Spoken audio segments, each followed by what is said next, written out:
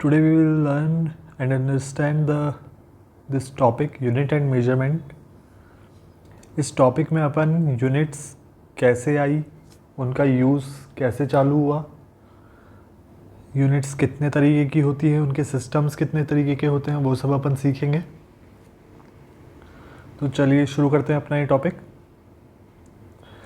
सबसे पहले मैं आपको एक बता देता हूँ कि ये जो पूरा प्रेजेंटेशन है वो इंग्लिश में बना हुआ है। उसका रीज़न ये है कि अगर आपको नोट्स बनाने हैं तो आप डायरेक्टली इसमें से कॉपी कर सकते हैं। तो ठीक है, ये टॉपिक चालू करने से पहले मैं आपको एक स्टोरी सुनाना चाहता हूँ। थोड़ा वो स्टोरी आपको हेल्प करेगी इस टॉपिक को समझने में, यूनिट्स के बारे में जानने में आपको मदद करेगी। तो वो स्टोरी थोड़ा सुनिएगा और समझने की कोशिश करिएगा उसको। ठीक है, वो स्टोरी अपन देखते हैं। सबसे पहले मैं डिस्क्लेमर दे देता हूँ इस स्टोरी के बारे में कि ये स्टोरी पहली बात तो काल्पनिक है टोटली, इसका रियलिटी से कोई लेना देना नहीं है। और ये स्टोरी कुछ उस टाइम की है जब यूनिट्स एंड मेजरमेंट जैसा कोई चीज़ एग्जिस्ट ही नहीं करता था। यूनिट्स क्या होती थी लोगों को ये भी नहीं पता था, मेजरमेंट क्या होता था, लेंथ मेजर होती है कैसे होती है ये सब लोगों को नहीं पता था। उस वक्त सिर्फ लोग काउंटिंग जानते थे, 1 2 3 4 5 ये होता है, काउंट होती है। उनके पास भेड़ बकरियां कितनी है वो काउंट कर सकते हैं, लेकिन किसी भी चीज़ की लंबाई नापी जा सकती है ये उन्हें नहीं पता था। ये ऐसे टाइम के बारे में एक कहानी है, तो इसको सिर्फ कहानी की तरह सुनिएगा और समझने की कोशिश करिएगा। तो चलिए शुरू करते हैं इसको। एक टाइम था जिसमें एक राज्य था, उस राज्य का एक राजा था, उसका एक मंत्री था और उस राज्य में 2 फार्मर थे, 2 किसान थे। उस राज्य का जो राजा था उसने एक दिन अपने मंत्री को बोला, बना लेते हैं पहले राजा बना लेते हैं।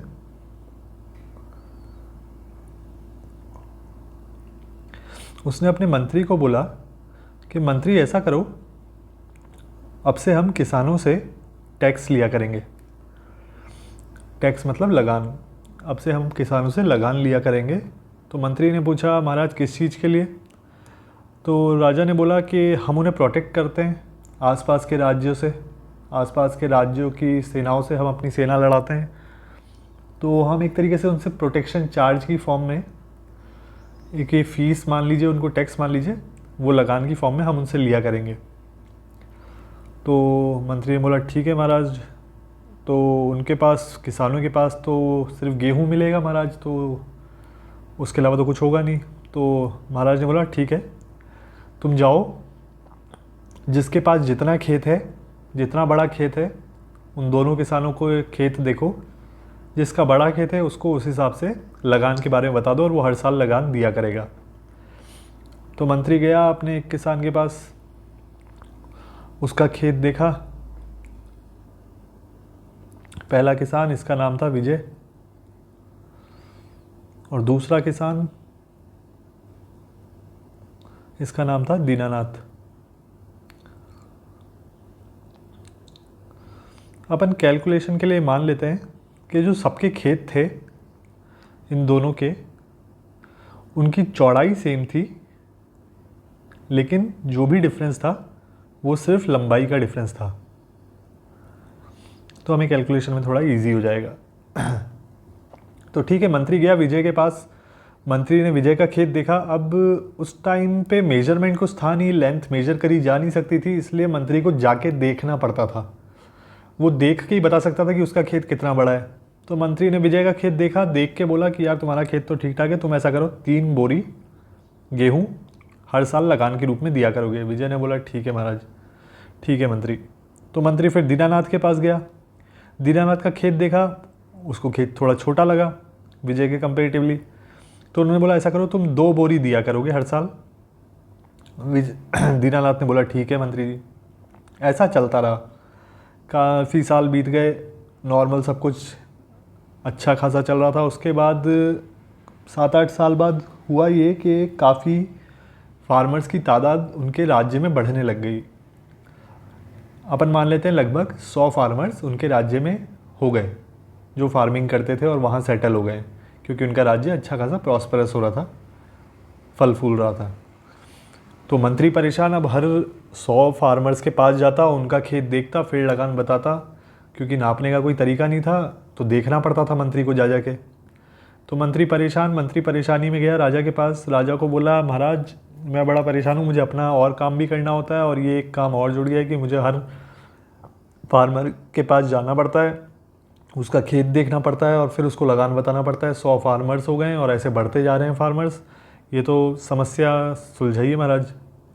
तो महाराज ने बोला कि ठीक है ऐसा करो, अब से तुम किसी भी फार्मर के पास नहीं जाओगे, फार्मर्स को अपने पास बुलाओगे और फार्मर्स को बोलोगे कि तुम अपना खेत नाप के, अपने खेत की लंबाई नाप के, क्योंकि चौड़ाई सबकी हम सेम मान रहे हैं, ये जो चौड़ाई है ये हम सेम मान रहे हैं सबके खेतों की, जितने भी वहाँ पे अभी 100 फार्मर्स हैं, जो भी डिफरेंस है वो सिर्फ लंबाई का डिफरेंस है। तो राजा ने मंत्री को बोला कि तुम सारे फार्मर्स को बोल दो कि अब से फार्मर्स अपने खेत की लंबाई नाप के तुम्हारे पास आया करेंगे और बताया करेंगे कि उनके खेत की लंबाई इतनी है, फिर तुम उनकी लंबाई सुन के उनको लगान बता दिया करना, तुम्हें किसी के पास जाने की ज़रूरत नहीं पड़ेगी। तो मंत्री ने बोला कि नाप के, ये आप क्या बोल रहे हैं महाराज, नापना क्या होता है, लंबाई कैसे नापी जा सकती है? महाराज ने बोला हमें लंबाई को अब से गिनना पड़ेगा। ये वो समय जब तक कुछ नापना चालू नहीं हुआ था, तो ये राजा ने नई चीज़ डिस्कवर करी कि अब से हम लंबाई को गिना करेंगे। मंत्री ने बोला लंबाई कैसे गिना करेंगे महाराज, लंबाई कोई गिनने की चीज़ थोड़ी ही है, हम इंसान गिन सकते हैं, हमारे पास कितने पशु पक्षी जानवर हैं वो गिन सकते हैं, वो सब अलग अलग होते हैं तो हम गिन सकते हैं। मेरे पास 3 घोड़े हैं, मैंने अलग अलग 3 घोड़े पाल रखे हैं तो मैं उन तीनों को गिन सकता हूँ। लंबाई तो पूरी एक मतलब आप ये मान लीजिए एक होमोजीनियस चीज़ है, एक फिज़िकल ऐसी क्वांटिटी है जो कि हम टूटी हुई नहीं है हिस्सों में। तो जो चीज़ अलग अलग सेपरेट नहीं है तो उसे हम गिन कैसे सकते हैं, वो तो एक सिंगल एंटिटी है पूरी लेंथ जो है। आप क्या बोल रहे हैं, उसे गिनने का क्या मतलब है?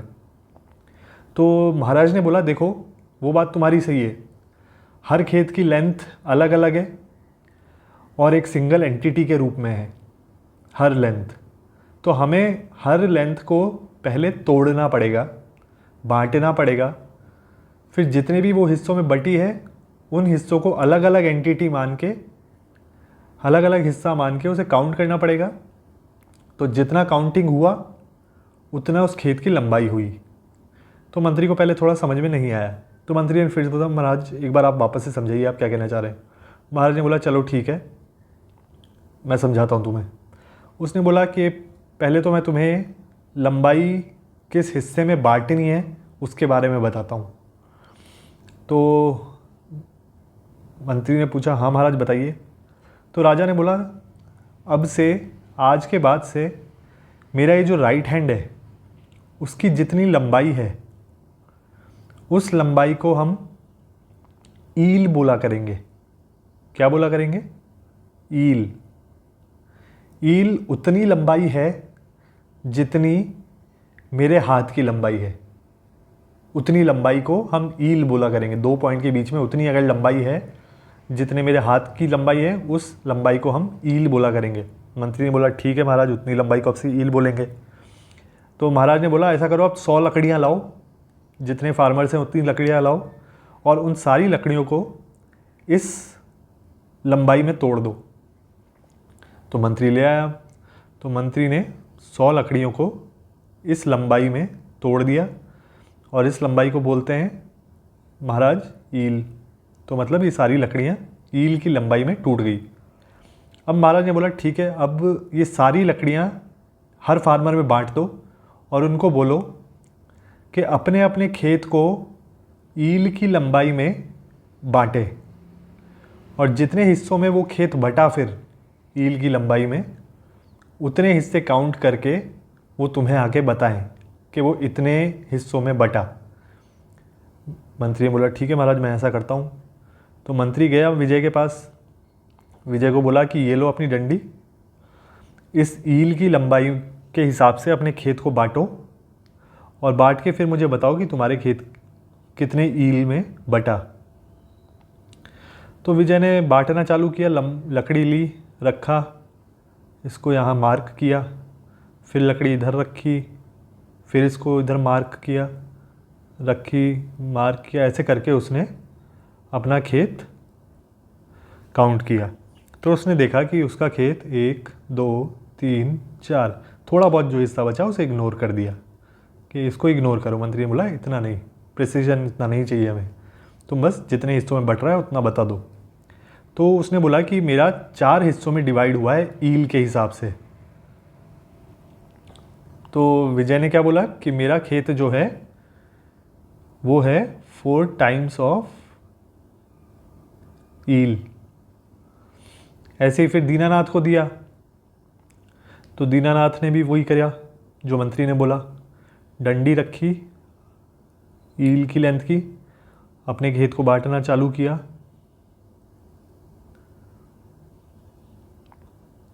तो उसका खेत बटा 3 हिस्सों में। तो उसने बोला कि मेरे खेत की लंबाई जो है वो है 3 टाइम्स ऑफ ईल। तो इसका क्या मतलब हुआ? इसका मतलब हुआ कि जो ईल की लंबाई थी उसकी 3 गुना दीनानाथ की खेत की लंबाई थी। तो ऐसे कर करके इन्होंने सारे फार्मर्स को बांट दिया। सारे फार्मर्स आते और बताते कि मेरा जो खेत है वो 4 गुना है ईल के, कोई बोलता 2 गुना है ईल के। तो उस हिसाब से मंत्री उनको उनका लगान बताता कि हाँ तुम इतना लगान दोगे, किसी का 4 गुना है तो तुम इतना, किसी का 10 टाइम्स ऑफ ईल है तो मतलब उसका खेत काफ़ी बड़ा है तो वो तुम इतना बोरी दोगे। तो उस हिसाब से कोई दिक्कत हो नहीं रही थी मंत्री को। तो राजा ने बोला कि देखो इससे एक चीज़ निकल के आई। सबसे पहला तो अब हमें लेंथ को हमने काउंट करना चालू कर दिया है, और जो ये ईल है, जो भी आते हैं अपने जितने भी फार्मर लोग हैं वो अपन को आके बताते हैं कि उसकी खेत इतने ईल का है, इतने टाइम ईल का है, तो वो डायरेक्टली ऐसे भी बताते हैं कि मेरा खेत 3 ईल का है, क्योंकि अब वो वर्ड पॉपुलराइज होने लग गया था कि मेरा खेत 4 ईल का है, मेरा खेत 5 ईल का है, कोई बोलता मेरा खेत 7 ईल का है। तो इसमें राजा बोलता है कि आप तुम एक चीज़ नोटिस करो कि जो ईल है वो वैसे ही बिहेव कर रहा है जैसे नंबर सिस्टम में 1 बिहेव करता है। मंत्री ने पूछा क्या मतलब महाराज? तो राजा ने बोला कि देखो हर लेंथ में 2 चीज़ आ रही हैं, एक तो न्यूमेरिकल वैल्यू है और एक ये ईल है जो अपन ने इनको बताया था, हमारी स्टैंडर्ड लेंथ जो कि मेरे हाथ के बराबर है। उसने बोला कि ये 2 चीज़ हर लेंथ में आ रही है। अब क्या है कि उन्होंने पूछा मंत्री ने कि हाँ बात तो आपकी सही है, तो इससे आप क्या कहना चाह रहे हैं? उसने बोला देखो अभी नंबर सिस्टम में जो 1 होता है वो भी ऐसे ही बिहेव करता है। जो अपन नंबर सिस्टम में जितने भी नंबर लिखते हैं हम उनके बारे में एक चीज़ बोलते हैं कि all the numbers are multiple of 1 and itself. इसका क्या मतलब है कि वो नंबर या तो खुद का मल्टीपल होता है या फिर 1 का मल्टीपल होता है। तो हर नंबर के मल्टीप्लिकेशन को अगर हम तोड़ेंगे, मल्टीपल्स बनाएंगे उसके, तो उसमें एक 1 तो कॉमन होता ही है और एक न्यूमेरिकल वैल्यू होती है। सेम ऐसे ही अपन लेंथ को जब तोड़ रहे हैं, हम लेंथ हमें आके कोई बता रहा है तो उसमें एक न्यूमेरिकल वैल्यू है और एक जो हमने स्टैंडर्ड लेंथ बताई है वो है। तो ये जो स्टैंडर्ड लेंथ है 1 की तरह बिहेव कर रही है। 1 सब में है, नंबर सारे नंबर सिस्टम के मल्टीपल्स में 1 है, और यहाँ पे 7 इंटू ईल हो रहा है, यहाँ 5 इंटू ईल हो रहा है, 3 इंटू ईल हो रहा है। तो नंबर्स अलग अलग हैं लेकिन ईल कांस्टेंट है सब में। तो ईल वैसे ही बिहेव कर रहा है जैसे 1 बिहेव कर रहा है नंबर सिस्टम में। 1 को नंबर सिस्टम में क्या बोलते हैं? उसको बोलते हैं हम यूनिटी या फिर यूनिट, इसलिए हम अब से ईल को भी यूनिट बोला करेंगे। 1 जो है वो नंबर सिस्टम का यूनिट है, यूनिट ऑफ नंबर सिस्टम, और ये क्या होगा ईल, ये यूनिट ऑफ लेंथ हो जाएगा। ठीक, तो ईल ऐसे ही बिहेव कर रहा है जैसे 1 बिहेव कर रहा है। उसने बोला सही बात है महाराज, बात तो आपकी सही है। अब महाराज ने बोला कि ठीक है, अब एक बात और सुनो, अब मैंने अपने हाथ के बराबर ईल को डिफाइन किया है, तो मतलब मैंने जो डेफिनेशन दी है, डेफिनेशन जो दी है ईल की, is equal to length of my right hand. सही बात है। अब ऐसा भी हो सकता है कि मैं जंग में जाऊं और मेरा ये हाथ कट जाए और मान लो यहाँ पे बाढ़ आ जाए और सारी लकड़ियाँ जो थी वो भी बह जाए, तो फिर हम ईल कैसे नापेंगे? हमारी तो फिर ईल की कैलकुलेशन बिगड़ जाएगी। मेरा हाथ भी कट चुका है जंग में और जो लकड़ियाँ मैंने दी थी वो भी मिट चुकी हैं। तो ऐसा करो मंत्री, एक सोने का हाथ बनवाओ जो कि बिल्कुल एकदम साइज़ में मेरे हाथ जैसा हो, और वो हाथ हम अपने कक्ष में रखेंगे, महल के, पैलेस के कक्ष में रखेंगे, अपन ऑब्जर्वेटरी में रखेंगे कहीं संभाल के, कि हम चाहे मुझे कुछ भी हो जाए या आसपास कोई भी दिक्कत हो वो संभला रहे, और किसी को अगर लेंथ नापनी हो, ईल नापना हो कि इतना होता है ईल, तो वो आके उस हाथ की लंबाई लेके उस ईल को नाप सके। तो पहले जो डेफिनेशन थी length of my right hand, अब वो बदल गई है। अब ईल की डेफिनेशन हो गई है length of golden hand kept in palace. तो डेफिनेशंस टाइम के साथ चेंज भी होती हैं। इससे हमें क्या सीखने को मिला कि डेफिनेशंस सिचुएशन और टाइम के साथ बदलती है। किसकी? यूनिट की। ये यूनिट बना था अपना। सही बात है। ये थोड़ा ज़्यादा हौच पौच हो गया, लेकिन इग्नोर करिएगा उस चीज़ को। तो इस स्टोरी से हमें ये सब चीज़ें थोड़ी समझ में आई होंगी। आपको नहीं आई तो फिर भी आप कुछ डाउट हो तो कमेंट में लिखिएगा, जो भी दिक्कत हो अपन वहाँ डिस्कस करेंगे। तो ठीक है, इतना समझ में आया। चलिए अब अपन आगे देखते हैं।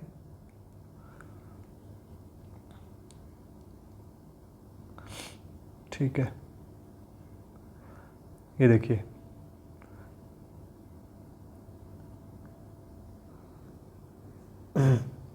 ठीक है, तो अपन ये शुरू करते हैं अपना वापस से।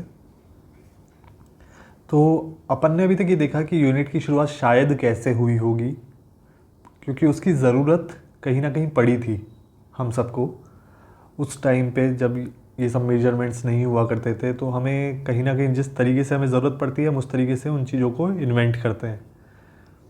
तो वो तो मैंने जो एग्ज़ाम्पल लिया था उसमें सिर्फ लेंथ का मेजरमेंट किया था। लेंथ को हमने काउंट किया, लेंथ को तोड़ा हिस्सों में, फिर उसको काउंट किया। ऐसे ही कर करके हमने धीरे धीरे बाकी सब फिज़िकल क्वांटिटीज़ को भी काउंट करना चालू कर दिया।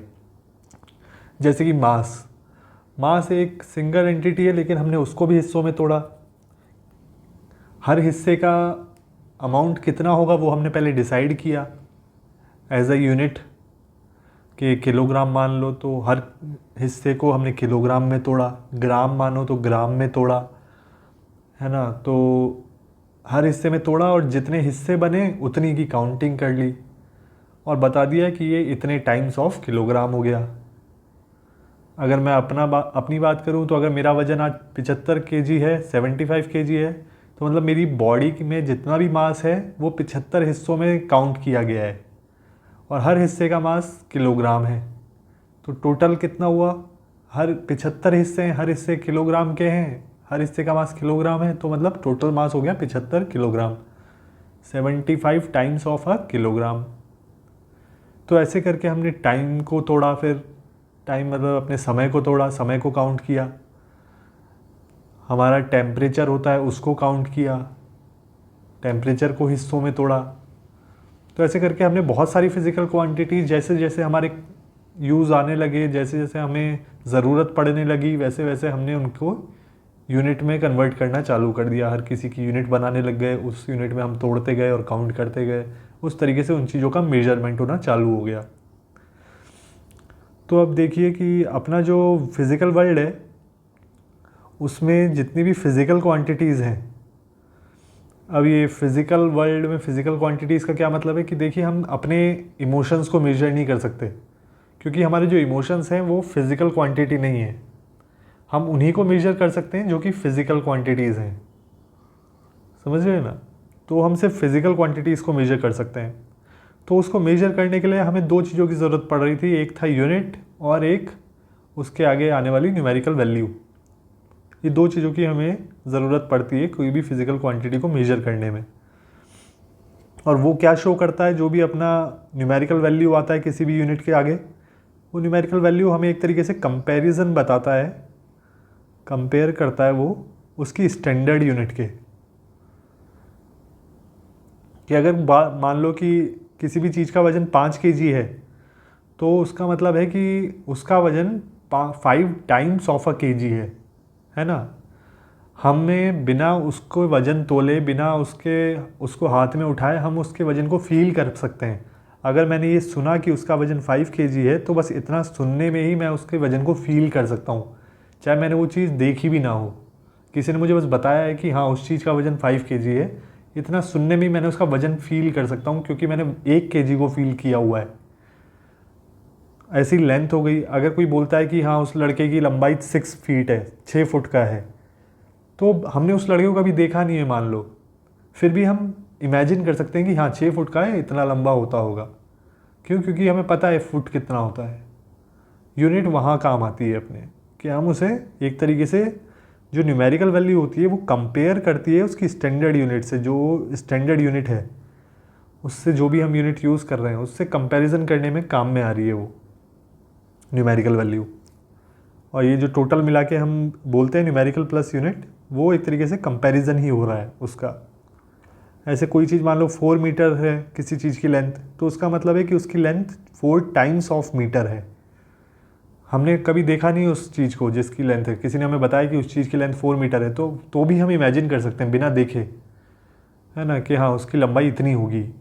उसका घर अगर 3 मंजिल बोलते हैं चलो हम, है ना, तो 3 मंजिल ना बोलने की बजाय हमने ऐसे बोल दिया कि 30 फीट की हाइट है उसके मकान की। हर मंजिल का 10 फीट होता है लगभग, 30 फीट की है, तो हम इमेजिन कर सकते हैं उसका घर कितना बड़ा होगा। सिर्फ ये सुन के, उसकी न्यूमेरिकल वैल्यू और यूनिट सुन के हमने इमेजिन कर लिया कि उसका घर कितना बड़ा होगा, क्योंकि हमने 30 फीट मतलब 330 टाइम्स ऑफ अ फिट, एक तरीके से ये डिफाइन कर देता है इस चीज़ को। ठीक है। और इधर जो ये केजी और मीटर है, ये क्या है, ये एक स्टैंडर्ड वैल्यू हो गई है कि इतना टाइम्स, अगर हमें किसी भी की लेंथ डिफाइन करनी है तो इतना टाइम्स, कितना टाइम्स, 1 मीटर के टाइम्स, 1 मीटर एक स्टैंडर्ड लेंथ हो गई, 1 केजी एक स्टैंडर्ड मास हो गया। तो ये यूनिट ऐसे हमने डिफाइन कर रखी हैं हर एक फिज़िकल क्वांटिटीज़ की। ये सब चालू कैसे हुआ कि हमें यूनिट को डिफ़ाइन करना है, इसमें करना है, या फिर कैसे यूनिट्स का सिस्टम चालू हुआ, कैसे पॉपुलर हुआ, ये समझते हैं अभी अपन। देखिए ये सब पहले क्या होता था, जो मैंने आपको एक कहानी सुना रहा था मैं अभी, राजा वाली, राजा और मंत्री वाली, वो एक राज्य की कहानी थी। ऐसे पूरी दुनिया में लाखों राज्य, हज़ारों राज्य एग्जिस्ट करते थे उस टाइम पे भी, और हमेशा करते ही आते हैं, है ना, आ ही रहे थे। तो हर राज्य के राजा के हिसाब से वहाँ की यूनिट्स अलग होती थी। अगर फॉर एग्ज़ाम्पल मान भी लो कि सब जगह राजाओं ने ईल ही बना रखी थी लेंथ की यूनिट, और सब राजाओं ने बोल रखा था कि उनके राइट हैंड के बराबर वहाँ का ईल होगा उस राज्य में, तो भी हर राज्य के राजा के हाथ की लंबाई अलग होनी थी। सब राजाओं की लंबाई सेम तो होगी नहीं, तो हाथ की लंबाई अलग हुई थी, तो हर राज्य का ईल भी अलग अलग होगा, हर राज्य की ईल की लंबाई अलग होगी। तो उस हिसाब से काफ़ी दिक्कतें आती थी जब इंसान एक राज्य से दूसरे राज्य में जाता था किसी ट्रेडिंग के लिए, कुछ ट्रेड करने के लिए, पैसा कमाने के लिए, तो उसको बड़ी दिक्कतें आती थी। राजाओं को भी आपस में एक दूसरे के साथ ट्रेड करने में बड़ी दिक्कतें आती थी। तो उस चक्कर में जब लोग ऐसे परेशान रहते थे इन यूनिट्स के चक्कर में, तो एक समय था जब फ्रेंच रेवोल्यूशन हो रहा था, 1789 से 1799 चला था फ्रेंच रेवोल्यूशन। तो उस फ्रेंच रेवोल्यूशन के दौरान अपने फ्रांस में मोनार्की को ख़त्म किया जा रहा था प्रॉपर तरीके से, राजाओं को मार दिया जा रहा था जनता के द्वारा, और डेमोक्रेसी का इस्टेब्लिशमेंट हो रहा था। तो साथ ही साथ में उन्होंने ये भी सोच लिया, जो वहाँ के जो लोग थे उस वक्त रूलिंग में, कहीं ना कहीं जो इस सब का मास मूवमेंट को रूल कर रहे थे, उन्होंने ये भी सोचा है कि ऐसा करते हैं अपन, यूनिट सिस्टम पे भी ध्यान देते हैं, हर राज्य में सेम यूनिट हो, हर एक फिज़िकल क्वांटिटी के लिए एक ही यूनिट हो, और वो हर राज्य में सेम होनी चाहिए। अपन ये सिस्टम चलाते हैं। तो सबको आइडिया भी सही लगा, सबने इस चीज़ पे काम भी किया। तो वहाँ के जो इंटेलेक्चुअल्स थे और साइंटिस्ट थे, उन्होंने ये यूनिवर्सल मेजरमेंट सिस्टम बनाने का अपना सपना पूरा करना चालू कर दिया। और ये चीज़ उन्होंने फ्रांस में अपने चालू करी, स्टार्ट करी एक तरीके से, और वो फ्रांस के साथ साथ आसपास भी यूरोप में फैलने लग गई, है ना। अब उस सिस्टम को जो बोलते थे, उस सिस्टम को उस टाइम पे डेसिमल मैट्रिक सिस्टम बोलते थे, जो उन्होंने चालू करी थी। ये डेसिमल मैट्रिक सिस्टम क्या था? देखो, मैट्रिक एक ग्रीक वर्ड है, मीटर जो है वो एक ग्रीक वर्ड है, उसका मतलब होता है मेजर करना, टू मेजर, और बहुत पुराना वर्ड है उनकी लैंग्वेज का। तो इन्होंने वहीं से वो मीटर वर्ड उठाया, और उस मीटर से पहले तो उन्होंने अपना एक मीटर डिफाइन किया, और उस मीटर के साथ साथ उस सिस्टम को, जिस सिस्टम में वो मीटर था, उस सिस्टम को मैट्रिक सिस्टम बोला। ये डेसिमल क्या है वो मैं आगे समझाऊंगा, इसका क्या यूज़ है, काफ़ी यूज़ है इसका। तो उस मैट्रिक सिस्टम में उन्होंने सबसे पहले मीटर को डिफ़ाइन किया। मीटर को उन्होंने बोला कि धरती का जो अपना नॉर्थ पोल है, नॉर्थ पोल से लेके इक्वेटर तक की इसकी जितनी लंबाई है वो हम नापेंगे, और जितनी लंबाई निकलेगी उस लंबाई को 1/10 ऑफ मिलियंथ हिस्से में डिवाइड कर देंगे, इतना, इस लंबाई को L। अगर ये L लंबाई निकली, और ये लाइन पेरिस से पास होनी चाहिए, क्योंकि फ्रांस ही कर रहा था ये सब। उस वक्त सबसे पॉपुलर कंट्रीज़ कौन सी थी? फ्रांस थी और यूनाइटेड किंगडम थी। यही दो कंट्रीज़ होती थी जो सब पे रूल करती थी, जो सबसे पावरफुल कंट्रीज़ थी। तो फ्रांस ने ये करना चालू कर दिया कि पेरिस से वो लाइन पास होनी चाहिए, और हम उसको नापेंगे और उसको 10th मिलियंथ हिस्से में डिवाइड करेंगे, और जितना वो हिस्सा बचेगा, जो हिस्सा आएगा डिवाइड करने के बाद, उस हिस्से को हम 1 मीटर बोलेंगे। ये डेफिनेशन कर दी। समय के साथ ये डेफिनेशन चेंज हुई है, अभी इसकी लेटेस्ट डेफिनेशन अपन आगे सीखेंगे। तो उस टाइम पे उन्होंने ये डिफ़ाइन किया, और उस सिस्टम को मैट्रिक सिस्टम बोला, कि ये जो सिस्टम है जिसमें हम ये डिफ़ाइन कर रहे हैं, उस सिस्टम के अंदर, उस सिस्टम को हम मैट्रिक सिस्टम बोलेंगे। और उसके साथ साथ उन्होंने मास को भी डिफ़ाइन किया। थोड़े सालों बाद, 2-3 साल बाद, उन्होंने बोला कि मास जो है हमारा, जो ये मीटर हमने डिफ़ाइन किया है, पहले तो हम इसको भी अपने 100 हिस्सों में डिवाइड करेंगे इस मीटर को, और एक क्यूब बनाएंगे। 100 इक्वल हिस्सों में डिवाइड करने के बाद जो लेंथ बचेगी, उस लेंथ को हम बोलेंगे सेंटीमीटर, और उस सेंटीमीटर का जो क्यूब बनेगा, क्यूबिक सेंटीमीटर लेंथ, वो होगी इसकी वॉल्यूम। तो उस वॉल्यूम के क्यूब में जब हम पानी भरेंगे, वो पानी जस्ट आइस से पिघल के, जो जैसी जिस टेम्परेचर में वो पिघला है आइस से, उसी टेम्परेचर का पानी फिक्स कर दिया उन्होंने, क्योंकि पानी का टेम्परेचर तो हर जगह पे डिफरेंट होता है। तो टेम्परेचर फिक्स करने के लिए उस वक्त कोई साधन तो था नहीं, थर्मोमीटर ऐसा कुछ ज़्यादा था नहीं, मेजरमेंट भी नहीं था उसका। उस टाइम पे सिर्फ लेंथ का मेजरमेंट था, और मास का भी ये मेजरमेंट कर रहे थे, टेम्परेचर का कोई मेजरमेंट था नहीं। तो उस टाइम पे उन्होंने पानी का वो टेम्परेचर लिया जब वो जस्ट आइस से पिघल ही रहा है, और उसको भर दिया इसमें, क्यूब में।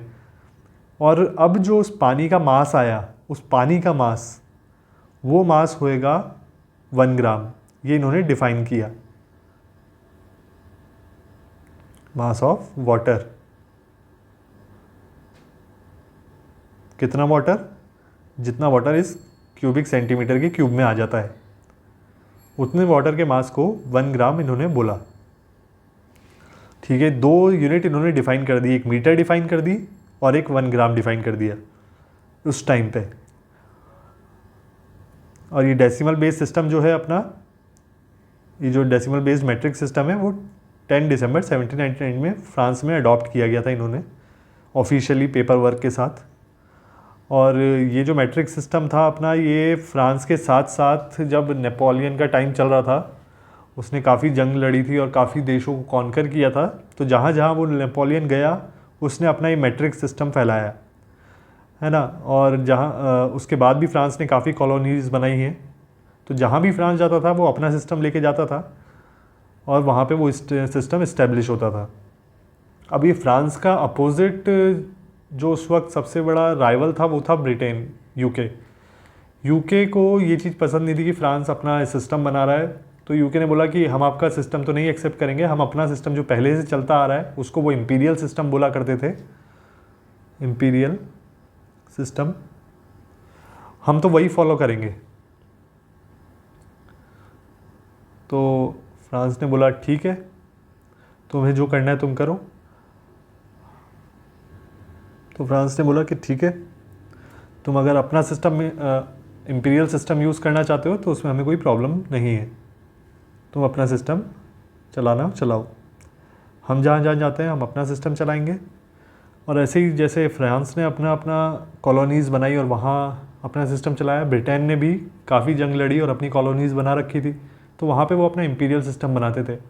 इंडिया भी ब्रिटिश की कॉलोनी थी, यूएसए भी ब्रिटिश की कॉलोनी थी, तो हम सबके पास इम्पीरियल सिस्टम ही था एक टाइम तक।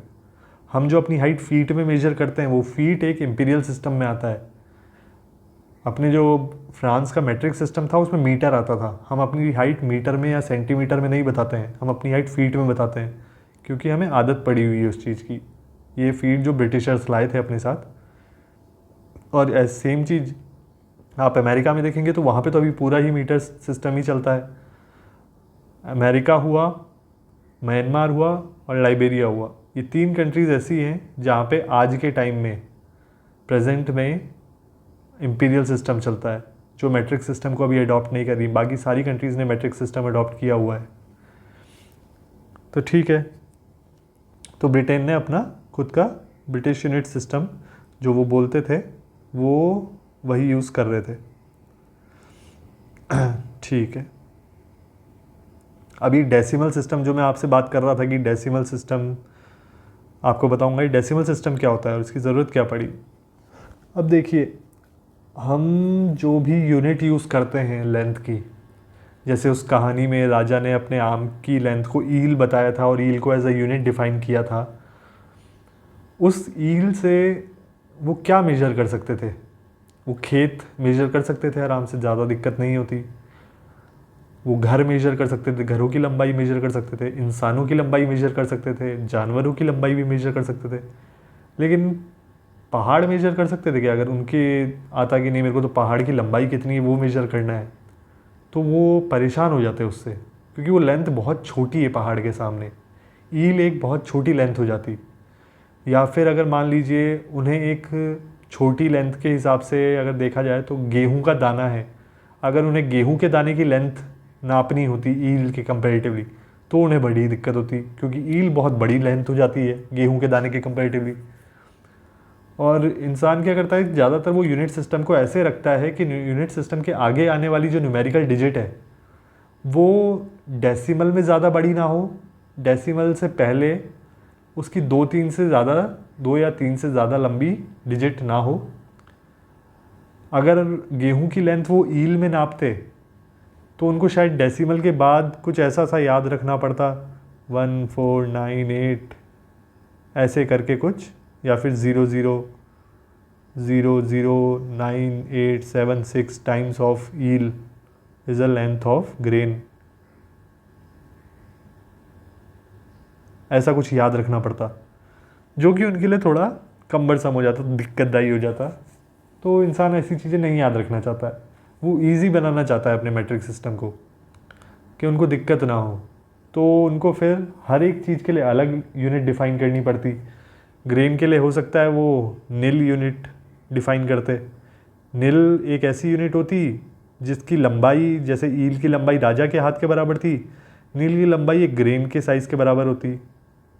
और उस ग्रेन को वो उठा के अपने राजा अपने कक्ष में रख देता कि नील की लंबाई के बराबर, ये ग्रेन की लंबाई के बराबर एक नील होता है, तो जिसको भी नील जितना साइज़ में नापना हो कितना है वो ये ग्रेन ले नापे, उस लेंथ की कुछ भी चीज़ बनाए, या फिर रस्सी मतलब छोटा सा धागा उस लेंथ का बनाए और नापना हो नाप ले, या फिर उसी बड़े ईल के लकड़ी में छोटे छोटे हिस्से बांट ले नील के, है ना, जैसे अपने मीटर स्केल में सेंटीमीटर के हिस्से होते हैं। तो बोलता है कि ऐसे करके तुम ईल की लेंथ और नील की लेंथ नाप सकते हो। बट हर चीज़ की नई यूनिट बनाना अच्छी चीज़ नहीं होती है, वो याद रखने में भी दिक्कत होती है। और चलिए ठीक है, इसमें तो नाम भी आसपास है और ग्रेन का साइज़ और उसके राजा के हाथ के साइज़ में जो डिफरेंस आता कन्वर्जन फैक्टर, इसमें वो भी याद रखना पड़ता। जैसे मान लीजिए कि कुछ 78 ग्रेन्स की जो लेंथ है वो बराबर है राजा के हैंड के लेंथ के। तो जब भी नील को ईल में कन्वर्ट करना होता तो मतलब यहाँ पे 78 नील इज इक्वल टू 1 ईल हो गया। अब 78 नील इज इक्वल टू 1 ईल, और जब भी हमें नील को ईल में कन्वर्ट करना है, समझ रहे हैं आप, तो 78 से हमेशा डिवाइड करना पड़ेगा। मान लो मेरे को पता है कि एक चीज़ की लंबाई है जो कि है 174 नील। अब मुझे उसे कन्वर्ट करना है ईल में। कोई मुझसे ईल में पूछ रहा है कि यार ईल में बताओ ये कितना होता है, तो मुझे 174 को 78 से डिवाइड करना पड़ेगा, तब जाके ये ईल में कन्वर्ट होएगा। समझ रहे हैं आप? तो ये बड़ी दिक्कत हो जाती है। तो इन सब चीज़ों को चेंज करने के लिए इन्होंने डेसिमल सिस्टम निकाला। डेसिमल सिस्टम में क्या होता है कि कोई भी यूनिट हो, अगर वो यूनिट मान लो मीटर है, 1 मीटर, और मुझे उससे बड़ी यूनिट बनानी है एक जो कि उससे 10 टाइम्स बड़ी है, तो मुझे उसका नया नाम देने की ज़रूरत नहीं, बस मीटर के आगे एक डेका वर्ड लगा दो प्रीफिक्स में। These are prefix. वो डेका मीटर जो होगा वो मीटर का 10 टाइम्स होगा। डेका मीटर जो होगा वो 10 टाइम्स ऑफ मीटर होगा। ऐसे ही अगर मुझे और बड़ी यूनिट बनानी है जो मीटर के 100 टाइम्स बड़ी हो, तो उस मीटर में प्रीफिक्स में डेका की जगह हेक्टो लगा दो। मीटर से पहले हेक्टो लगा दो, तो जो हेक्टोमीटर होगा वो 100 टाइम्स ऑफ मीटर होगा। ऐसे ही किलो जो 1000 टाइम्स ऑफ मीटर होगा वो किलोमीटर होगा। ऐसे ही मेगा 10⁶, ये तो होगी बड़ी में। अब अगर छोटी में मुझे बनानी है, तो अगर मुझे 0.1 टाइम्स छोटी बनानी है उसको, तो डेसी लगा दो आगे प्रीफिक्स में, तो वो डेसीमीटर हो जाएगा। और डेसीमीटर कितना होगा? 0.1 टाइम्स ऑफ मीटर। अगर 0.01 टाइम्स बनाना है कुछ, मतलब 100 के हिस्से में बांटना है मीटर को, तो आगे सेंटी लगा दो। 1000 के हिस्से में बांटना है तो मिली लगा दो। ऐसे कर करके नीचे के इस हिस्से में भी अपन ऐसे बना सकते हैं।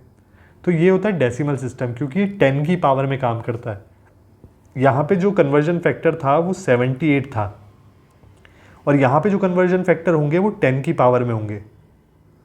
तो याद करना भी ज़्यादा दिक्कतदायी नहीं होगा, और उसे डिवाइड करना भी यहाँ पे आप देखोगे 78 से डिवाइड करो या फिर 100 से डिवाइड करो, इजी कौन सा रहेगा? 100 से डिवाइड करो, सीधा यहाँ पे पॉइंट लग जाएगा।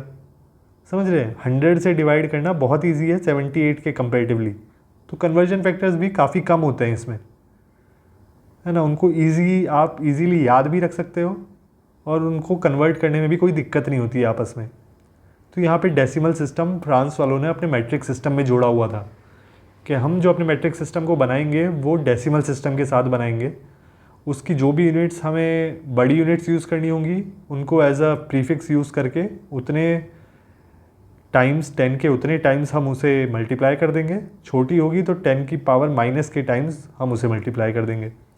तो उस तरीके से बड़ी और छोटी यूनिट्स नई यूनिट्स बन जाएंगी जो हमें अलग से नाम बनाने की ज़रूरत नहीं है।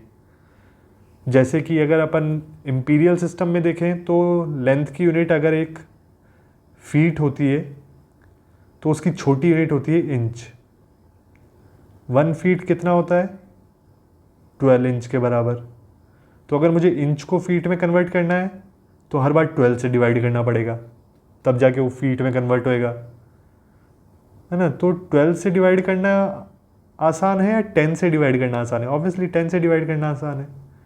तो इम्पीरियल सिस्टम यहाँ पे दिक्कत था, और मैट्रिक सिस्टम में डेसिमल सिस्टम यूज़ किया था जो कि बहुत ही ईजी कर रहा था कैलकुलेशंस को। साइंटिस्ट की और इंजीनियर्स की कैलकुलेशन इससे काफ़ी ईजी हो जाती थी, टाइम बचता था, एनर्जी बचती थी। तो उन्होंने हमेशा डेसिमल और मैट्रिक सिस्टम को ही प्रेफर किया है। ठीक है, समझ में आ गया? अब देखिए यहाँ पे, ठीक है। तो अभी अपन इन दो सिस्टम ऑफ यूनिट्स के बारे में डिस्कस करेंगे। ये एक है मैट्रिक, एक है ब्रिटिश इम्पीरियल।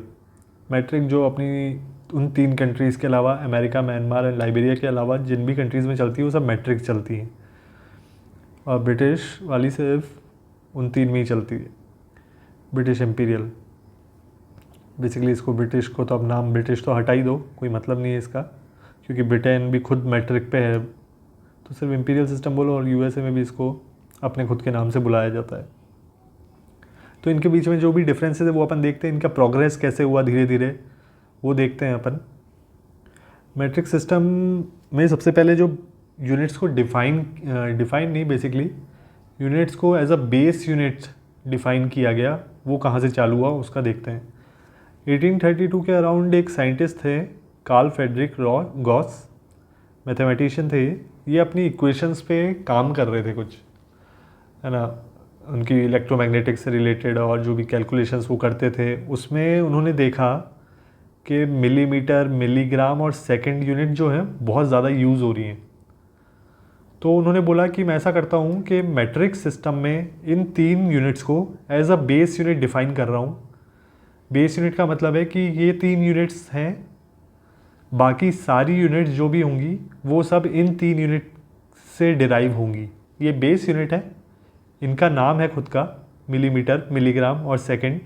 मिलीमीटर लेंथ के लिए, मिलीग्राम मास के लिए और सेकंड टाइम के लिए। बाकी इसके अलावा जितनी भी यूनिट्स बनाऊंगा मैं, जितनी भी यूनिट्स यूज़ करूंगा अपनी कैलकुलेशन में, वो सब इन्हीं से डिफ़ाइन होगी। कोई होगी मिलीमीटर बाय मिलीग्राम, कोई यूनिट होगी मिलीग्राम बाय मिलीमीटर या फिर मिलीग्राम बाय सेकंड, कोई यूनिट होगी सेकंड बाय मिलीमीटर। उनका कोई नाम नहीं होगा, वो डिफ़ाइन ही इन बेस यूनिट से होंगी। नाम सिर्फ इन 3 यूनिट का होगा, मिलीमीटर, मिलीग्राम और सेकंड। बाकी सब इनके डिवीजन या मल्टीप्लिकेशन से जो भी यूनिट्स बनेंगी वो बनेंगी, वो डिराइव यूनिट्स कहेंगे, उन्हें डिराइव यूनिट्स कहेंगे अपन। और ये सारी होंगी बेस यूनिट, ये तीनों। फिर 1873 में एक कमेटी बैठी, British association for advancement of science. उसमें जेम्स क्लार्क मैक्सवेल और विलियम थॉमसन साइंटिस्ट थे, और भी साइंटिस्ट थे, ये 2 बहुत पॉपुलर साइंटिस्ट हैं। इन्होंने कहा कि मिलीमीटर और मिलीग्राम्स काफ़ी छोटी यूनिट्स हो जाती हैं। उस टाइम पे उनके गॉस जो अपनी इक्वेशंस यूज़ कर रहे थे उनमें वो यूज़ हो रही थी, लेकिन आज के 1873 तक आते आते बाकी जो थोड़ी बड़ी यूनिट्स हैं जैसे सेंटीमीटर और ग्राम, ये ज़्यादा यूज़ होने लग गई हैं। तो बेस यूनिट में हम मिलीमीटर, मिलीग्राम को यूज़ नहीं करेंगे एज अ बेस, हम एज अ बेस लेंगे सेंटीमीटर और ग्राम को, और बाकी जितनी भी यूनिट्स इनसे निकलेंगी वो सब डिराइव यूनिट्स होंगी। और इस सिस्टम को कहा जाता है CGS यूनिट सिस्टम, जो इन्होंने बनाया था। फिर और टाइम में आगे चलते हैं तो 1950 के अराउंड उन्होंने देखा कि CGS भी काफ़ी छोटी यूनिट्स हैं।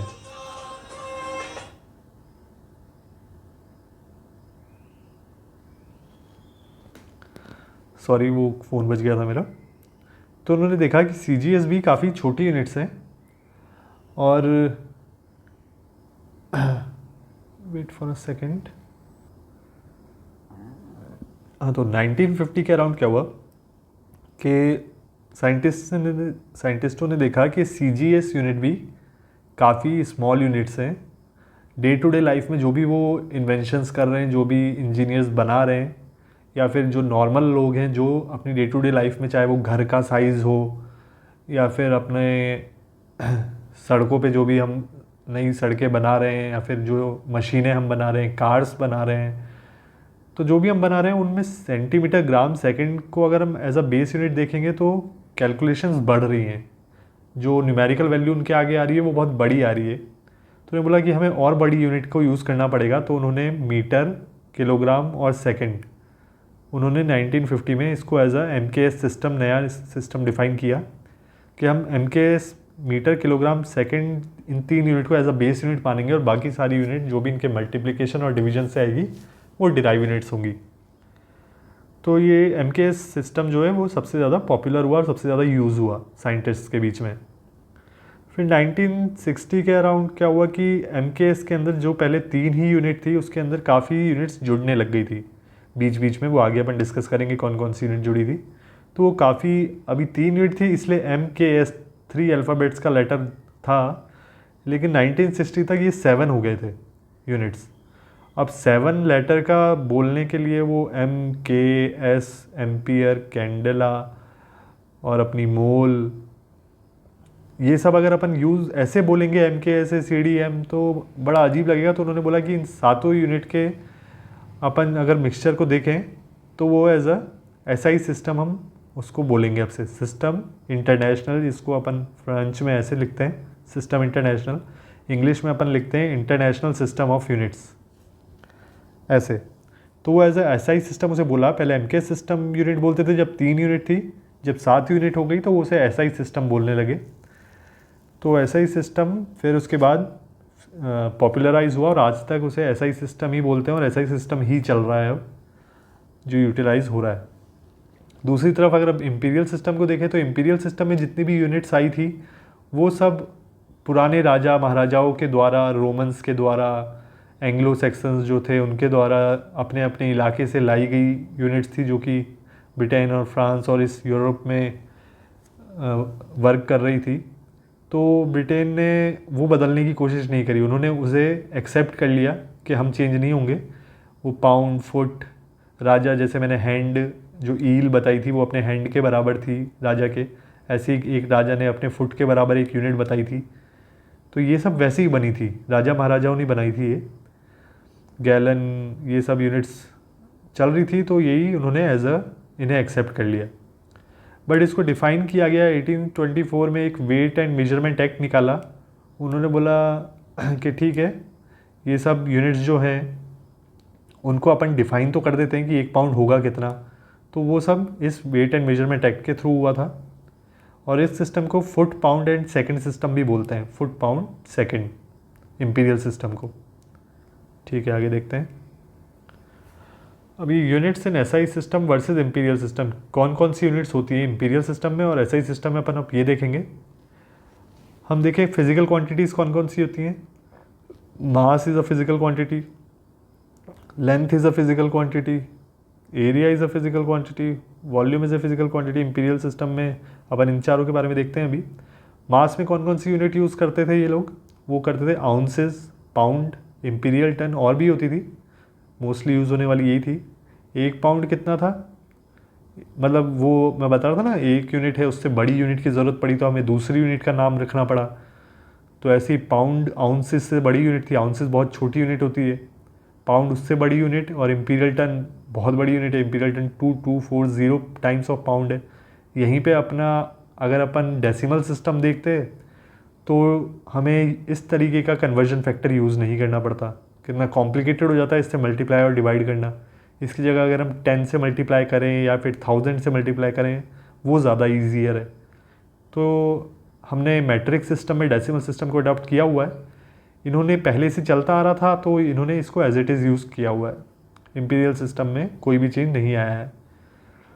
तो फिर लेंथ को देखें तो thou, inches, feet, yard, chain, furlongs, miles, leagues, nautical miles.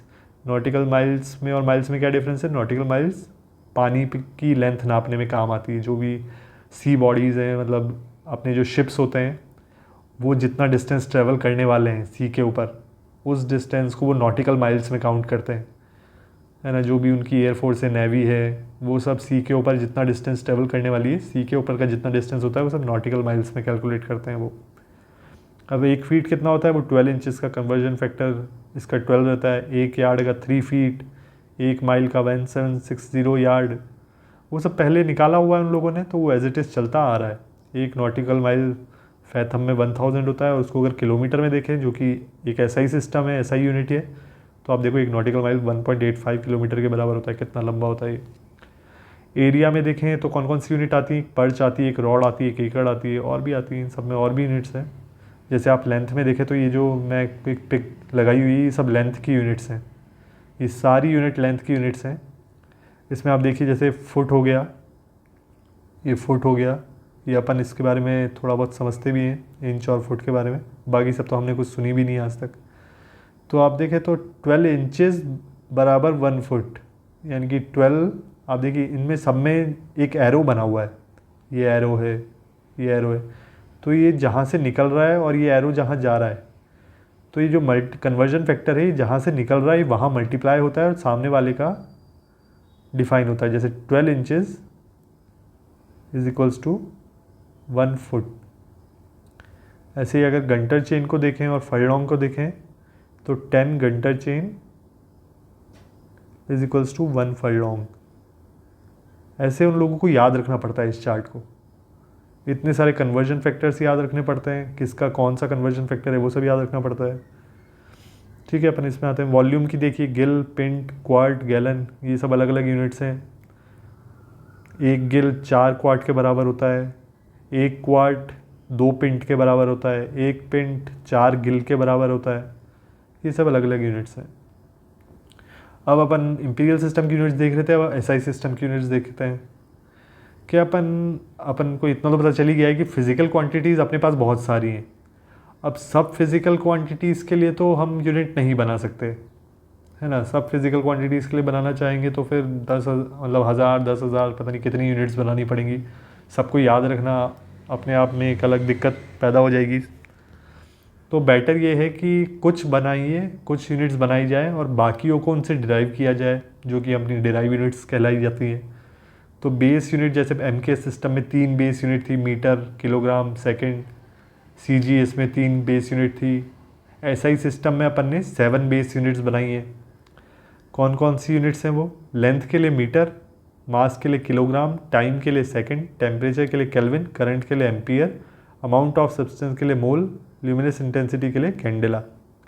ये 7 बेस यूनिट हैं और बाकी इनके अलावा जितनी भी हम फिज़िकल क्वांटिटीज़ मेजर करेंगे वो सब की यूनिट्स इनसे ही डिराइव होंगी। फॉर एग्ज़ाम्पल जैसे कि अपन स्पीड की कोई यूनिट नहीं होती। स्पीड की यूनिट हम मीटर पर सेकंड बोलते हैं। मीटर किसकी यूनिट है? लेंथ की। सेकंड किसकी यूनिट है? टाइम की। तो लेंथ की यूनिट डिवाइडेड बाय टाइम की यूनिट ही असलियत में स्पीड की यूनिट बोलते हैं हम। उसका कोई अलग से नाम नहीं है स्पीड की यूनिट का। सेम ऐसे ही एक्सेलरेशन का, लेंथ की यूनिट डिवाइडेड बाय टाइम की यूनिट का स्क्वायर, मीटर पर सेकंड स्क्वायर एक्सेलरेशन की यूनिट है। तो ये डिराइव यूनिट हो गई। मीटर पर second square is a derive unit. Area का अपन मीटर स्क्वायर बोलते हैं, तो metre square is also a derive unit. तो 7 बेस यूनिट थी, ये 7 बेस यूनिट है। इसके अलावा अपन जो भी यूज़ करते हैं वो सारी डिराइव यूनिट्स होती हैं, वो सब इन्हीं से बनती हैं। तो इसलिए हमें ज़्यादा याद नहीं करना पड़ता। हमने ये 7 याद कर लिया, बाकी सारी यूनिट अपने आप इन्हीं से डिराइव हो जाएंगी। अब इन्हीं डिराइव यूनिट्स में जो कि मोर देन 100 हैं, उनमें से 22 डिराइव यूनिट को स्पेशल नाम दिया गया है। वो किसी न किसी साइंटिस्ट की याद में या फिर उसको रिस्पेक्ट देने के लिए हमने उसके नाम पे उनकी जो भी उन्होंने खोज करी अपनी ज़िंदगी में जिस एरिया में, उसी एरिया का जो भी हम सबसे इम्पॉर्टेंट यूनिट थी उस पर उसका नाम हमने दे दिया। जैसे न्यूटन का नाम हमने फोर्स की यूनिट पे दे दिया। फोर्स की यूनिट क्या होती थी पहले? केजी, मीटर पर सेकंड स्क्वायर। केजी किसकी यूनिट है? मास की। मीटर लेंथ की, सेकंड टाइम की। पर उसका स्पेशल नाम दे दिया। अब हम केजी मीटर पर सेकंड स्क्वायर नहीं बोलेंगे, अब हम बोलेंगे न्यूटन।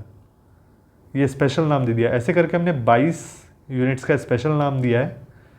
उनको हम उसकी वैसी यूनिट से नहीं बुलाते हैं, हम उनको स्पेशल नेम से बुलाते हैं हम। ठीक है। और देखिए इसमें एक चीज़ और है, अपन ने मीटर जो मैट्रिक सिस्टम है उसको एज अ कोहेरेंट सिस्टम बनाया है। कोहेरेंट सिस्टम का क्या मतलब है यहाँ पे? आप ये समझिए अभी थोड़ा कि एक कोहेरेंट सिस्टम और नॉन कोहेरेंट सिस्टम क्या होता है। तो देखिए जो भी हम कोहेरेंट यूनिट्स बोलते हैं, जिन चीज़ को जो कोहेरेंट सिस्टम होता है, वो बेसिकली क्या होता है कि अगर हम किसी भी डिराइव यूनिट को, डिराइव्ड यूनिट फॉर एग्जांपल ले लीजिए, अगर हम मैं एक्सेलरेशन लूँ, एक्सेलरेशन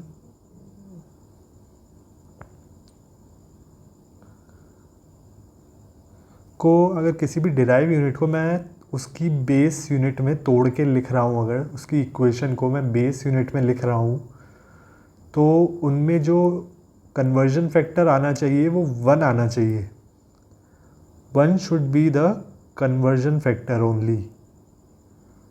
ये मैंने बेस यूनिट लिखी है। एक्सेलरेशन को अगर मैं बेस यूनिट में लिख रहा हूँ तो उनमें जो कन्वर्जन फैक्टर आना चाहिए वो हमेशा 1 आना चाहिए, इसके अलावा कोई कन्वर्जन फैक्टर नहीं आना चाहिए। अगर कोई और कन्वर्जन फैक्टर आता है तो वो नॉन कोहेरेंट सिस्टम बन जाता है, वो नॉन कोहेरेंट यूनिट हो जाती है। फॉर एग्जांपल अपन लिखते हैं कि अगर मैं इंपीरियल सिस्टम लूँ तो वो नॉन कोहेरेंट सिस्टम है, एसआई यूनिट अपना कोहेरेंट सिस्टम है। एसआई यूनिट की एक one of the basic need होती है कि वो कोहेरेंट सिस्टम पे चलना चाहिए और डेसिमल सिस्टम पे चलना चाहिए। तो अगर मैं नॉन कोहेरेंट सिस्टम का कोई एग्जांपल देखूं, तो अगर मैं इंपीरियल सिस्टम में पावर को देखूं तो पावर की जो यूनिट होती है वहाँ पे वो हॉर्स पावर होती है। और अगर इसको मैं उसकी बेस यूनिट में तोड़ने की कोशिश करूं, पावर क्या होता है, वर्क पर यूनिट टाइम। अगर मैं वर्क पर यूनिट टाइम, जो वर्क वहाँ पे होता है वो बेसिकली फुट पाउंड में होता है। अपने यहाँ तो किस में होता है वो, न्यूटन मीटर, है ना। वहाँ पे न्यूटन मीटर ऐसा कुछ नहीं होता है, वहाँ पे फुट पाउंड होता है। Pound is not a mass, pound is a force. Pound unit दोनों के लिए यूज़ होती है वहाँ पे, मास के लिए भी और फोर्स के लिए भी।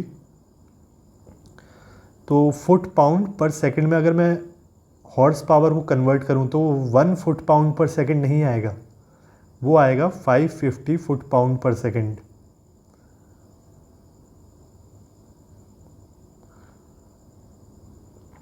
तो ये जो 550 आया वो कन्वर्जन फैक्टर है। और यही चीज़ अगर मैं अपने एसआई सिस्टम में देखूं, पावर का यही लेके देखूं तो पावर की यूनिट एसआई सिस्टम में क्या होती है, हमने एक स्पेशल नेम दिया हुआ है पावर की यूनिट को, वो होता है वॉट। तो 1 वॉट जो होता है वो अपना 1 जूल पर सेकंड होता है नहीं। तो उसमें 1 एक कन्वर्जन फैक्टर आता है, बाकी और कोई कन्वर्जन फैक्टर नहीं आता है। और एक और लेके चलें अपन, तो एक और एग्जांपल लें तो लीटर आपने बहुत बार सुना होगा, वॉल्यूम की यूनिट होती है लीटर। आपको लगता होगा कि लीटर भी यार हम यूज़ करते तो ऐसा ही होती होगी, लीटर ऐसा यूनिट नहीं है। लीटर ऐसा ही यूनिट क्यों नहीं है, ऐसा यूनिट क्या है पहले तो ये बताओ, मीटर क्यूब। वॉल्यूम की ऐसा यूनिट होती है मीटर क्यूब, लीटर ऐसा यूनिट नहीं होती। क्यों नहीं होती, क्योंकि लीटर कोहेरेंट यूनिट नहीं है। 1 litre is not equal to 1 metre cube. ये इसकी बेस यूनिट में तोड़ के लिखा है ना मैंने, तो ऐसा तो नहीं है, 1 मीटर क्यूब तो नहीं होता। कितना होता है 1 लीटर, अगर मैं मीटर क्यूब में देखूं तो 1/1000 मीटर क्यूब होता है 1 लीटर। अच्छा, अब ये मीटर को अगर मैं डेसीमीटर में लिखूं तो कितना होगा, तब 1 litre is equal to 1 decimetre cube हो जाएगा। 1 litre is equal to 1 decimetre cube. यहाँ पे तो कन्वर्जन फैक्टर 1 हो रहा है, तो फिर तो इस हिसाब से ऐसा यूनिट होनी चाहिए। अरे बट एसआई यूनिट में बेस यूनिट डेसीमीटर थोड़ी ही होती है, बेस यूनिट क्या होती है, मीटर होती है हमेशा। अगर किसी, ना तो सीजीएस में ना एमकेएस में, सीजीएस में बेस यूनिट क्या थी, सेंटीमीटर, एमकेएस में बेस यूनिट क्या थी, मीटर। अगर किसी भी सिस्टम में डेसीमीटर बेस यूनिट होती तो वहाँ पे लीटर एक कोहेरेंट यूनिट होती, लेकिन डेसीमीटर कहीं पे भी बेस यूनिट नहीं होती है। ना ही एमकेएस में मीटर होती है और सीजीएस में सेंटीमीटर होती है। दोनों ही केस में लीटर में कोई ना कोई कन्वर्जन फैक्टर आता। सेंटीमीटर के केस में कितना होता, 1 litre is equal to 1000 centimetre cube. तो यहाँ पे 1000 आ जाता कन्वर्जन फैक्टर, है ना। सीजीएस में भी ये कोहेरेंट नहीं थी, एमकेएस में भी ये कोहेरेंट नहीं है। सिर्फ डेसीमीटर अगर किसी में सिस्टम में होता, अगर बेस यूनिट, तो वहाँ पे कोहेरेंट होता। तो इसलिए कोहेरेंट और नॉन कोहेरेंट का आपको समझ में आ गया होगा। चलिए आगे चलते हैं। अब देखिए एसआई यूनिट जो भी होता है कि 7 यूनिट आ गई हैं एसआई यूनिट में। पहले एम्पियर जुड़ा, फिर कैंडला केल्विन जुड़ा, फिर मोल जुड़ा, ये सब जोड़ कौन रहा है, कौन ध्यान रख रहा है ये ऐसा यूनिट का, कौन चला रहा है ये ऐसा यूनिट के सिस्टम को, इसकी पूरी अपन थोड़ा हिस्ट्री देखते हैं।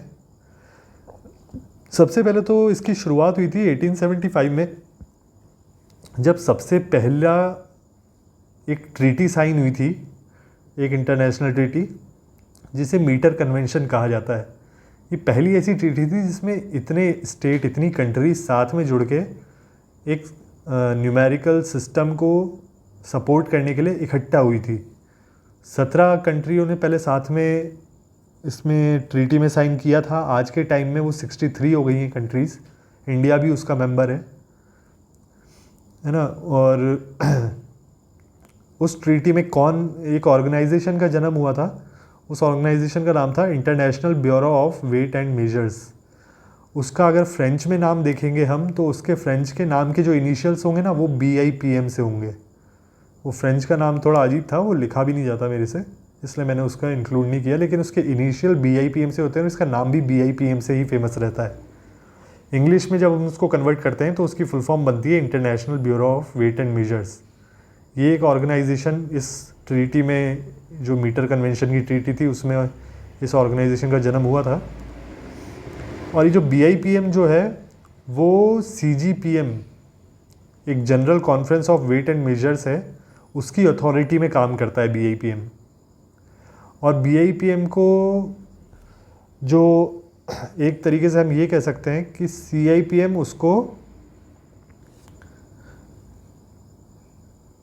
उसको सुपरवाइज करता है। CIPM हम ये कह सकते हैं। CIPM का अगर फ्रेंच में देखते हैं तो उसके इनिशियल CIPM होते हैं, लेकिन अगर उसको इंग्लिश में कन्वर्ट करते हैं तो वो होता है International Committee of Weight and Measures. और CGPM के अगर फ्रेंच में देखते हैं तो वो CGPM इनिशियल्स होते हैं, लेकिन इंग्लिश में कन्वर्ट करते हैं तो वो General Conference of Weight and Measures कहलाती है। General Conference of Weight and Measure, नाम में देखिए आप, इसके कॉन्फ्रेंस आ रहा है। इट्स अ कॉन्फ्रेंस ऑफ जो भी हमारे ब्यूरोक्रेट्स होते हैं हर कंट्री के, वो इकट्ठा होते हैं, कॉन्फ्रेंस बनती है। उस कॉन्फ्रेंस में ये डिसाइड होता है कि BIPM क्या काम करेगा, या फिर उसने अभी तक क्या क्या काम किया लास्ट मीटिंग से लेके अभी तक। CGPM जो होता है वो 4 साल में एक बार मिलता है, हर 4 साल में लगभग एक बार उसकी कॉन्फ्रेंस होती है पेरिस में। वहाँ पे डिसाइड होता है कि BIPM को कितना फ़ंड दिया जाए, उसको ये काम करना है, उसके लिए उतना फ़ंड एलोकेट किया जाता है। और फिर CIPM एक जो कमेटी बनी थी उसी ट्रीटी में, ये तीनों कमेटी उसी ट्रीटी में, कॉन्फ्रेंस, BIPM और CIPM, ये तीनों उसी में जन्म हुआ था। फिर CIPM सुपरवाइज करता है कि जो काम BIPM के लिए बोला गया है CGPM की मीटिंग में, वो काम BIPM कर रही है या नहीं कर रही है, वो चीज़ का ध्यान रखता है CIPM, International Committee of Weight and Measures. इसके अंदर होते हैं साइंटिस्ट, है ना।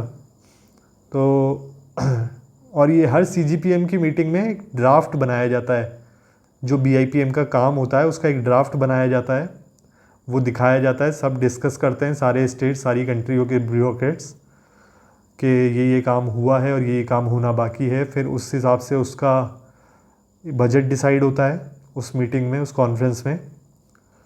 और ये CGPM जो है वो गवर्नमेंटल कॉन्फ्रेंस है, उसमें सारे ऑफिशियल डेलीगेट्स आते हैं, सारे मेंबर्स नेशन के। और CIPM कौन है? CIPM में साइंटिस्ट होते हैं और मेट्रोलॉजिस्ट होते हैं। मेट्रोलॉजी क्या होती है? It's a study of measurement, और जो वो करते हैं उसे मेट्रोलॉजिस्ट बोलते हैं। ओनली कंसर्न शुरुआत में 1921 के अराउंड मीटर कन्वेंशन सिर्फ 2 ही यूनिट्स को डिफाइन कर रहा था, मास और लेंथ की, kg और मीटर, और उसी को लेके कंसर्न था वो बेसिकली। बाद में जब 6th मीटिंग हुई, इसकी फर्स्ट मीटिंग जो हुई थी वो लगभग 1879 में हुई थी CGPM की। 6th मीटिंग में क्या हुआ कि डिसाइड हुआ कि सिर्फ इन 2 ही यूनिट्स को ये कंसीडर नहीं करेगा, जितने भी हैं फिज़िकल क्वांटिटीज़, उनकी सारी यूनिट्स को, फिज़िकल क्वांटिटीज़ को मेजर करने वाली सारी यूनिट्स को ये अपने अंदर इंक्लूड करेगा। जो BIPM है वो उन सब के नोटिस करेगा। ये सब उसी मीटिंग में डिसाइड हुआ था, 6th मीटिंग में। फिर 1948 की जो 9th मीटिंग हुई थी CGPM की, उसमें ये डिसाइड हुआ कि MKS सिस्टम में एम्पियर को जोड़ा जाएगा। फिर उसके बाद उसका नाम बन गया था MKSA सिस्टम, लेकिन वो नाम ज़्यादा दिन चला नहीं। नेक्स्ट ही मीटिंग में ये डिसाइड हुआ कि कैंडेला और केल्विन को भी इसी में जोड़ दिया जाएगा MKSA सिस्टम में।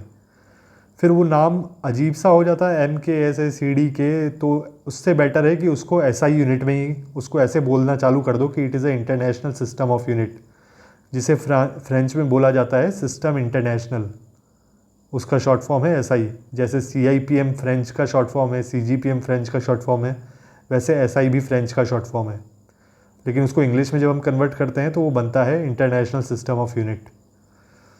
फिर 1971 में जब 14th मीटिंग हुई CGPM की, जिसमें अपने सारे ब्यूरोक्रेट्स और गवर्नमेंटल ऑफिशियल डेलीगेट्स मिलते हैं, उसमें एक मोल यूनिट को डिसाइड किया गया, उसको डिफ़ाइन किया गया और उसको भी इसी में SI सिस्टम में इंक्लूड कर दिया। अब वो MKS सिस्टम नहीं बचा है, SI सिस्टम हो गया है, SI सिस्टम में इंक्लूड कर दिया है। और CGPM की मीट पेरिस में होती है हर लगभग 4 साल में एक बार। अब देखिए, इसमें जितनी भी यूनिट्स हैं अपनी, वो मास की हो गई किलोग्राम, टाइम की हो गई सेकंड, टेम्परेचर की हो गई केल्विन, ल्यूमिनस इंटेंसिटी की हो गई कैंडेला, मीटर, मोल, इन सब यूनिट्स का है ना अपना अपना एक डेफिनेशन होता है कि 1 सेकंड आखिर होता कितना है, वो डिफ़ाइन भी तो करना पड़ेगा। 1 किलोग्राम आखिर होता कितना है वो पता कैसे चलेगा? जब शुरुआत हमने करी थी इस वीडियो की, तो उसमें राजा का जो हाथ की लंबाई थी वो 1 मीटर थी।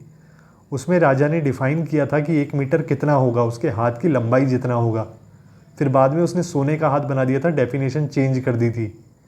ऐसी इन सब की शुरुआत में डेफिनेशंस रही हैं कुछ ना कुछ, फिर वो टाइम के साथ साथ चेंज हुई हैं। और अभी लेटेस्ट 2019 में सारी यूनिट्स अब एक फिज़िकल न्यूमेरिक वैल्यूज़ पे डिफ़ाइन हो गई हैं। अब कोई भी फिज़िकल कांस्टेंट पे डिफ़ाइन नहीं रही है। अभी लास्ट में जो ये मीटर था, मीटर को सबसे लास्ट में डिफ़ाइन किया गया है ना। तो ये सब पे एक एक वीडियो, नेक्स्ट वीडियो जो मैं बनाऊंगा उन सब की डेफिनेशंस पे मैं बनाऊंगा कि 1 केल्विन कितना होता है, 1 किलोग्राम कितना होता है, 1 कैंडेला कितना होता है, 1 मीटर कितना होता है, उनकी थोड़ी हिस्ट्री लेके जो भी है नेक्स्ट वीडियोज़ में मैं ये सब बनाऊंगा, क्योंकि इसी वीडियो में जोड़ूंगा तो वीडियो बहुत ज़्यादा लंबी हो जाएगी। तो थैंक यू फॉर वॉचिंग।